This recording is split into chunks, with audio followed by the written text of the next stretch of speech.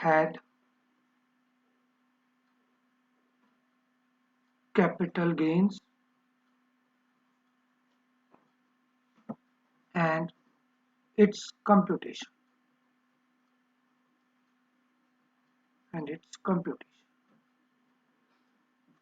Most important topic. What is this income under had capital gains?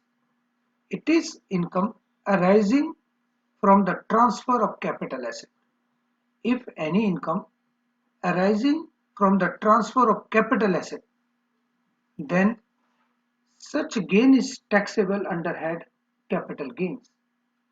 कोई भी gain जो आपको कैपिटल एसेट के ट्रांसफर पर हो रहा हो वो कैपिटल गेन्स में टैक्सेबल होता है। तो यहाँ सबसे इंपॉर्टेंट बात है वो कैपिटल एसेट के ट्रांसफर पर होगा। अब सर क्या होता क्या कैपिटल एसेट? ये एक मुद्दा है जो सेक्शन 2 सबसेक्शन 14 में हमें पता चलेगा। फिर उसका ट्रांसफर होना चाहिए, यानी उसका ट्रांसफर होना चाहिए। ट्रांसफर 2 सबसेक्शन 47 में हमें पता चलेगा कि ट्रांसफर हम किसे कहते हैं। तो कैपिटल एसेट होनी चाहिए, उसका ट्रांसफर होना चाहिए, प्रीवियस ईयर में ये एक्ट होना चाहिए, और अगर ऐसा हुआ हो तो उस पर टैक्स लगेगा असेसमेंट ईयर में, यानी उसका टैक्स असेसमेंट ईयर में आपको क्लियर करना पड़ेगा। ये इसका कॉन्सेप्ट है।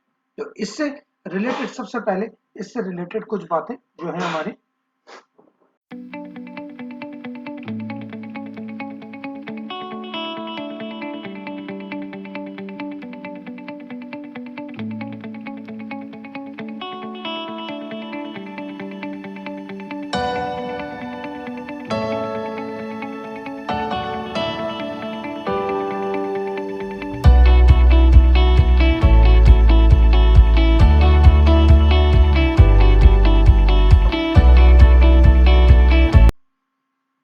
Capital gains.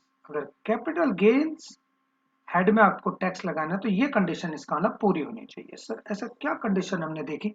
हमने देखा कि सबसे पहली बात कैपिटल एसेट का ट्रांसफर हुआ हो, ये transfer during the previous year हुआ हो, ये सबसे पहले कैपिटल एसेट का ट्रांसफर हुआ हो, फिर यहां पर वो ट्रांसफर हो, वो ट्रांसफर प्रीवियस ईयर में हुआ हो और एसएससी इससे ये बिलोंग करता हो और आपको कोई एग्जेम्पशन ना मिल रही हो तो आपको कैपिटल गेन टैक्स लगेगा। तो इसके क्या क्या है? सबसे पहला फर्स्ट है कैपिटल एसेट होना चाहिए। कैपिटल एसेट बेटे कैपिटल एसेट होना चाहिए। दूसरा कैपिटल एसेट के बाद दूसरी कंडीशन है हमारी ट्रांसफर बाय एसएससी होना चाहिए। Transfer by SSC. तीसरी कंडीशन ट्रांसफर बाय एसएससी होना चाहिए। तीसरा